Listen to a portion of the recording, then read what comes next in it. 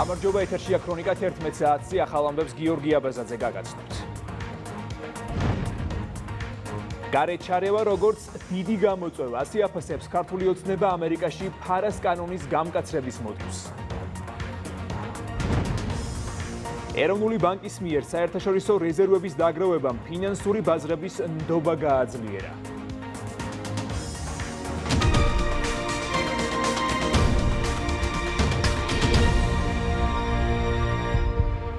მნიშვნელოვან საერთაშორისო პლატფორმა ჩამოყალიბებული ფორუმი, რომელიც მაღალი დონის წარმომადგენლებს აერთიანებს. დუბროვნიკის ფორუმზე დღეს სიტყვით გამოვა საქართველოს საგარეო საქმეთა მინისტრი, ვიცე-პრემიერი. ფორუმის მთავარი თემები რეგიონული თანამშრომლობა და მულტივექტორული დიპლომატიაა. მაკუნა აბულაძე ხორვატიიდან დეტალებით. მულტივექტორული დიპლომატია, ანუ საგარეო პოლიტიკის სტრატეგია, რომელიც ერთდროულად არის დაბალანსებული და პრაგმატული. ეს არის საკითხი, რომელიც მნიშვნელოვანია არა მხოლოდ საქართველოსთვის, არამედ მთელი მსოფლიოსთვის და უკვე დღეს დუბროვნიკის ფორუმის ფარგლებში, ძირითად პლენარულ დისკუსიაზე, ქვეყნის პირველი დიპლომატი სწორედ ამ საკითხზე გაამახვილებს ყურადღებას. ცხადი ამ პლატფორმაზე საქართველოსთვის მნიშვნელოვან საკითხებზე კიდევ ერთხელ გაჟღერდება ჩვენი ქვეყნის ოფიციალური პოზიცია, როგორც საგარეო საქმეთა მინისტრისგან მოვისმინეთ, ყურადღება გამახვილდება საქართველოს როლზე დაკავშირებადობაში და რომ მნიშვნელოვანია ჩვენი ქვეყნის პოტენციალის გამოყენება ამ მიმართულებით. მოვისმინეთ ისიც, რომ საქართველო აშენებს სტრატეგიულ ურთიერთობებს რეგიონში მეზობლებთან, მეგობარ ქვეყნებთან, თუმცა როგორც მინისტრმა თქვა, ეს არ ნიშნავს იმას, რომ იცვლება ჩვენი ქვეყნის სტრატეგიული მიზანი. მისი თქმით, სტრატეგიული მიზანი, რაც გულისხმობს ევროკავშირში წევრობას, უცვლელია, ამიტომ ამ საკითხზეც საქართველოს მკაფიო პოზიციას დღეს ხორვატიაში შეკრებილი სტუმრები კიდევ ერთხელ მოისმენენ. დისკუსია, რომლის ფარგლებშიდაც მე მექნება შესაძლებლობა, რომ სიტყვით მიმართო ფორუმის მონაწილეებს შეეხება მულტივექტორულ დიპლომატიას. ეს არის ის საკითხი, რომელიც რელევანტურია საქართველოსთვის, არა მხოლოდ გეოგრაფიული მდებარეობიდან გამომდინარე, არამედ ზოგადად გეოპოლიტიკური კონტექსტიდან გამომდინარე. რა თქმა უნდა, ჩვენთვის ძალიან მნიშვნელოვანია, რომ საქართველოს პოზიციები სათანადოდ იყოს გაჟღერებული სწორედ ამ საკითხთან დაკავშირებით. ჩვენ ვაშენებთ პარტნიორობას, ჩვენ ვეძებთ უფრო მჭიდრო კავშირებს სხვადასხვა რეგიონის ქვეყნებთან და ამის მიზანი არის ერთადერთი, რომ ის როლი, რომელიც საქართველოს დღეს გამოკვეთილად აქვს რეგიონში და უკავშირდება დაკავშირებადობას, იყოს უფრო ეფექტიანად გამოყენებული. რა თქმა უნდა, ეს არ ნიშნავს იმას, რომ ჩვენ ვანაცვლებთ ჩვენ სტრატეგიულ მიზნებს და ესეც ძალიან ღიად და ცხადად იქნება დაფიქსირებული. ჩემს გამოსვლაში საქართველოს სტრატეგიული არჩევანი არის ევროკავშირში ინტეგრაცია. დუბროვნიკის ფორუმი 2026 ოფიციალურად გუშინ გაიხსნა, საკმაოდ ბევრი სტუმარი ჰყავს ხორვატიას, მსოფლიო ლიდერები, დიპლომატიური სამყაროს წარმომადგენლები, საერთაშორისო ორგანიზაციის წევრები. ამ პლატფორმას ქართული მხარე იყენებს სწორედ ჩვენი ქვეყნის დღის წესრიგში არსებულ მნიშვნელოვან საკითხებზე სასაუბროდ. გუშინდელი დღიდან დაიწყო ქვეყნის პირველმა დიპლომატმა შეხვედრები და როგორც ჩვენთვის ცნობილია, მისი შეხვედრები კოლეგებთან დღესაც გაგრძელდება. ეს მაკუნა აბულაძე იყო დუბროვნიკიდან. მას შემდეგ, რაც ამერიკაში ფარას კანონის გამკაცრება დაანონსდა, ქართულ ოცნებაში აქტუალურია კითხვა, რატომ არ სჭირდება მსგავსი კანონი საქართველოს თუ ამერიკისა და ევროპის ქვეყნებისთვის საკუთარი უსაფრთხოების დაცვა საჭიროა. როგორც მმართველ გუნდში ამბობენ, ყველა სახელმწიფო ცდილობს, რომ უცხოური დაფინანსება იყოს სრულად გამჭვირვალე და გარეთ ჩარევებს სწორედ გამჭვირვალობით უნდა ებრძოლოს. ამერიკული საკანონმდებლო ცვლილებით კომერციული სუბიექტებისთვის გათვალისწინებულია გამონაკლისები აღარ იარსებებს და მათ რეესტრში რეგისტრაციის ვალდებულება ექნებათ. როდესაც ამერიკის შეერთებული შტატები ამკაცრებს კიდევ უფრო ფარას, რა თქმა უნდა, ეს მეტყველებს იმაზე, რომ გარეთ ჩარევა დღეს არის ძალიან დიდი გამოწვევა და რა თქმა უნდა, ამ ყველაფერს გამჭვირვალობით უნდა ებრძოლოს ნებისმიერი ზომის სახელმწიფო, მით უმეტეს საქართველოს ზომის სახელმწიფო. მას შემდეგ, რაც ჩვენ მივიღეთ გამჭვირვალობის კანონი, ჩვენს მერე მიიღო საფრანგეთმა, მიიღო კანადამ და გაამკაცრა, საგრძნობლად გაამკაცრა ეს კანონი ბრიტანეთმა. რა თქმა უნდა, ჩვენ ვეთანხმებით მათ პოზიციას, ისინი აცხადებენ, რომ ეს კანონები საჭიროა სუვერენიტეტის დასაცავად, უსაფრთხოების დასაცავად, თუმცა ისინი არ უნდა მოქმედებდნენ ორმაგი სტანდარტით და არ უნდა აკრიტიკებდნენ ამ კანონს მხოლოდ საქართველოს შემთხვევაში. სომხეთში ვიზიტის ფარგლებში სახელმწიფო უსაფრთხოების სამსახურის უფროსი სომხეთის ეროვნული უსაფრთხოების სამსახურის დირექტორს შეხვდა. ანდრანიკ სიმონიანმა და გეკა გელაძემ ქვეყნებს შორის არსებული სტრატეგიული პარტნიორობის საკითხები, რეგიონში მიმდინარე მოვლენები და არსებული გამოწვევები განიხილეს. ხაზი გაისვა გლობალური საფრთხეების დაძლევის პროცესში ორი ქვეყნის უსაფრთხოების სამსახურებს შორის თანამშრომლობის გაღრმავების მნიშვნელობას. გეკა გელაძემ სომეხ კოლეგას მადლობა გადაუხადა მასპინძლობისთვის და საპასუხო ვიზიტით საქართველოში მოიწვია.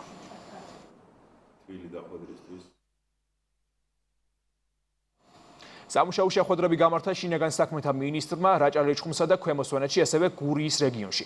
სულხან თამაზაშვილმა პოლიციის დეპარტამენტებში მიმდინარე სამუშაო პროცესები და საკითხები განიხილა. მოადგილეებთან ერთად მინისტრი რეგიონებში განთავსებულ სამინისტროს სხვა სტრუქტურულ დანაყოფებსაც ეწვია. სულხან თამაზაშვილმა სასაზღვრო პოლიციისა და საგანგებო სიტუაციების მართვის სამსახურის სამუშაო სივრცეები, ტექნიკა და აღჭურვილობა დაათვალიერა. საერთაშორისო სავალუტო ფონდის მონაცემების მიხედვით, საქართველოს ეროვნული ბანკის მიერ საერთაშორისო რეზერვების დაგროვებამ ფინანსური ბაზრის ნდობა გააძლიერა. დოკუმენტის თანახმად, რეზერვების ზრდამ 2026 წლის დასაწყისში ევრობონდების წარმატებულ რეფინანსირებას შეუწყო ხელი. ამასთან მიუხედავად ახლო აღმოსავლეთში მიმდინარე ომით გამოწვეული ენერგო რესურსების ფასების ზრდისა და მიმდინარე ანგარიშებზე შესაძლო წნეხისა, ლარის გაწვრითი კურსის სტაბილური დარჩა, რაც საერთაშორისო რეზერვების გაზრდილი ბუფერების ფონზე. ეროვნული ვალუტის მიმართ ნდობის გაუმჯობესებას ასახავს. ეროვნული ბანკის საერთაშორისო რეზერვების მოცულობა მაისის მდგომარეობით 7 მილიარდ ამერიკულ დოლარს აჭარბებს. რეზერვების დაგროვებამ გააძლიერა ფინანსური სექტორის ნდობა, რამაც დამატებით ხელი შეუწყო 2026 წლის დასაწყისში ევრობონდების წარმატებით რეფინანსირებას. რეზერვების დაგროვების ფონზე მნიშვნელოვნად არის გამტკიცებული ნდობა ეროვნული ვალუტის მიმართ, რასაც ადასტურებს ის ფაქტი, რომ მიუხედავად მწვავე გეოპოლიტიკური მდგომარეობისა, რაც მსოფლიო ეკონომიკისათვის მნიშვნელოვან გამოწვევას წარმოადგენს, საქართველოში გაცვლითი კურსი სტაბილურად ნარჩუნდება. მოგეხსენებათ, რომ საქართველოს ეროვნული ბანკი კვლავაც განაგრძობს რეზერვების დაგროვების პოლიტიკას. აპრილის მდგომარეობით 633 მილიონი ამერიკული დოლარი შევისყიდეთ და რეზერვების მოცულობა 7 მილიარდს აჭარბებს. რეზერვების ეს დონე არის ადეკვატური და შესაბამისი ზომიერი სტრეს სცენარის განვითარების შემთხვევასთან. ინგუშეთში ტრაგედიის დროს დაღუპული პატარა ხიზირის მშობლებსა და ოჯახის წევრებს უწმინდესი და უნეტარესი უსამძიმრებს, როგორც პატრიარქი აღნიშნავს, მეგობრის გადასარჩენად გაღებული სიცოცხლე იქცა ვაჟკაცობისა და გმირობის ნიმუშად. ყველა ძალიან დაგვამწუხრა ინგუშეთში მომხდარმა ტრაგედიამ. ხიზირის გარდაცვალებამ მთელი საქართველოს შეძრა. პატარა ხიზირმა მეგობრის გადასარჩენად გაიღო სიცოცხლე და იქცა ნამდვილი ვაჟკაცობისა და გმირობის ნიმუშად. ამ საერთოდ კივილმა ჩვენი გულები გააერთიანა და მწუხარებასთან ერთად კიდევ ერთხელ დაგვანახა, რა ძალა აქვს ადამიანთა თანადგომას და ერთობას. მიიღეთ ჩვენი გულწრფელი სამძიმარი და თანაგრძნობა. გვჯერა ხიზირის თავდადებული საქციელი და ნათელი ხსოვნა, მრავალი ადამიანის გულში დარჩება მოყვაცის სიყვარულისა და თავგანწირვის გამორჩეულ მაგალითად, უფალმა მოგმადლოთ ნუგეთში, ხნეობა და სულიერი ძალა. კათოლიკოს პატრიარქმა ახალგაზრდა ძიუდოისტებსა და 20 წლამდელთა რაგბის ნაკრების წევრებს უმასპინძლა. ძიუდოისტები ესპანეთში მიემგზავრებიან და ევროპის ჩემპიონატში მიიღებენ მონაწილეობას. მორაგბეთა ეროვნული ნაკრები კი მსოფლიო თასისთვის ემზადება. ტურნირი დღეიდან 18 ივლისის ჩათვლით გაიმართება. შიომესამე სპორტსმენები დალოცა, მათ წარმატებები უსურვა და საიუბილეო ჯვრები გადასცა. სტუმრებს სპორტსმენებს უმასპინძლა მისმა უწმინდესობა და უნეტარესობამ შიომესამემ დალოცა ისინი სიტყვით მიმართა, გაამხნევა და უსურვა წარმატებები მოახლოებულ შეჯიბრში. ხაზი გაესვა იმას, რომ მნიშვნელოვანია რწმენა, მნიშვნელოვანია ლოცვა, ღმერთთან ურთიერთობა. ჩვენთვის დიდი პატივია უწმინდესთან ყოფნა, მისი ლოცვა კურთხევა და ის ფიზიკური მზაობა, რომელიც ბიჭებს აქვთ, ეს გზა, რომელიც გაიარეს, დარწმუნებულები ვართ. მისი ლოცვა კურთხევით წარმატებას მივაღწევთ. ძალიან მნიშვნელოვანია ახალგაზრდა თაობისთვის ჩვენი პატრიარქის დალოცვა, დიდი რწმენა არის და დარწმუნებული ვარ, რომ ეს რწმენა კიდევ უფრო გააძლიერებს მათ შედეგებს. შევხვდით პატრიარქს, დაგლოცა და ლოცვა კურთხევა მოგცა. ბედნიერესი დღე იყო ჩემთვის. საკმაოდ ემოციური დღე გამოდგა. იმიტომ რომ პირადად მოგვეცა იმის საშუალება, რომ გვინახა უწმინდესი და უნეტარესი, მან მოგცა თავისი რჩევა და რიგება და ის დარწმუნებული ვარ თითოეული გუნდის წევრისთვის საკმაოდ დიდი თვითრწმენა არის და мотиваცია. სტუდენტური პარლამენტისა და მთავრობის ორგანიზებით დასკვნით კონფერენციაზე ორგანიზაციის წევრებმა სემესტრის განმავლობაში ჩატარებული საქმიანობა შეაჯამეს. იმსჯელეს სტუდენტური თვითმმართველობის გაძლიერების, ახალგაზრდების აქტიური ჩართულობისა და მათ მიერ ინიცირებული პროექტების შედეგებზე. დასკვნით შეხვედრაზე ყურადღება გამახვილდა იმ ინიციატივებზე, რომლებიც ახალგაზრდების პროფესიულ აკადემიურ და სამოქალაქო განვითარებას უწყობს ხელს. საქართველოს სტუდენტური პარლამენტის და მთავრობის მიზანი არის ახალგაზრდების განვითარება, როგორც ფორმალური, ისე არაფორმალური განათლებით თვალსაზრისით. ჩვენ მათ თავაზობთ შეხვედრებს ადგილებში, როგორც არის ქვეყნის უზენაესი საკანონმდებლო ორგანო პარლამენტი, პრეზიდენტის სასახლე, საქალაქო და სააპელაციო ორგანოები და ასევე ჩვენ მიზანს წარმოადგენს მათი განვითარება. ქონდა 2026 წლის გაზაფხულის სემესტრის შემაჯამებელი კონფერენცია ძალიან კარგად ჩაიარა, ესწრებოდა 1400-ზე მეტი ჩვენი მონაწილე.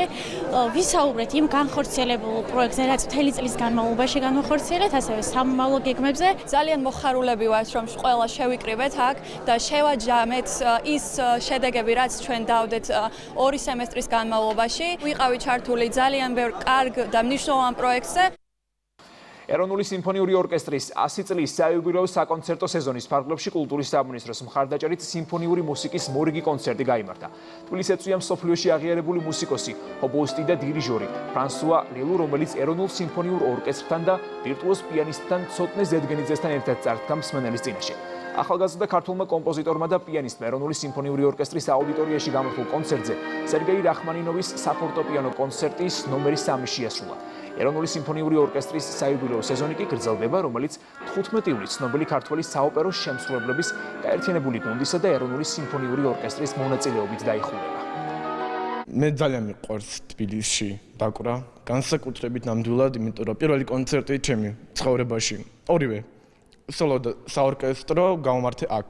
ყოველთვის ძალიან თბილი და კარგი და ინსპირაციული ატმოსფეროა უდავოდ, ამიტომ რა თქმა უნდა აქ მიყვარს შესრულება იმ ნაწარმოების, რომელიც ჩემთვის ძალიან ძვირფასია.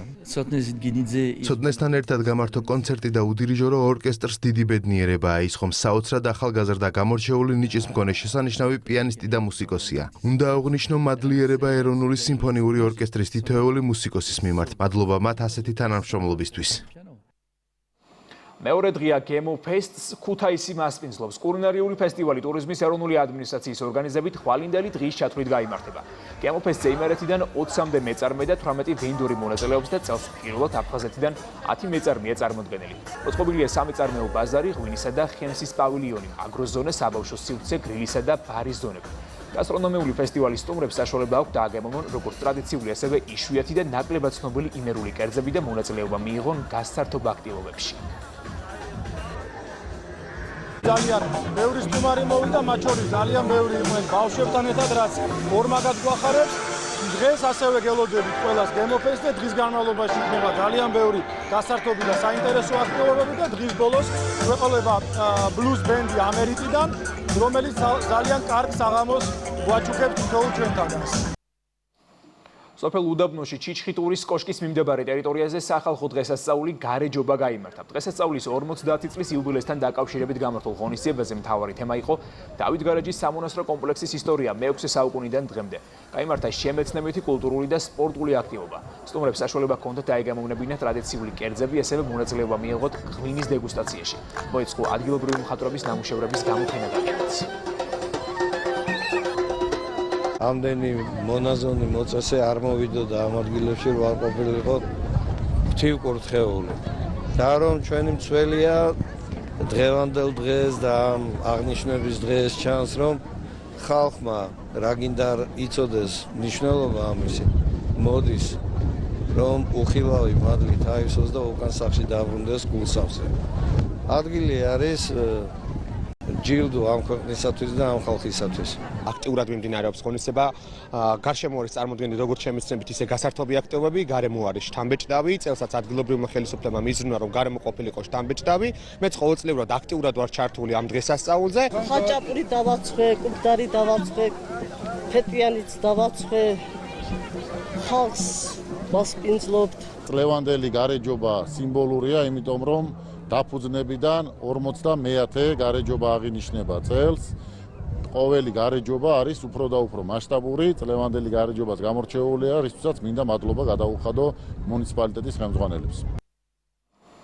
ქრონიკა ამ დროისთვის დასრულებულია, ეთერში დავბრუნდებით 14 საათზე. დროებით.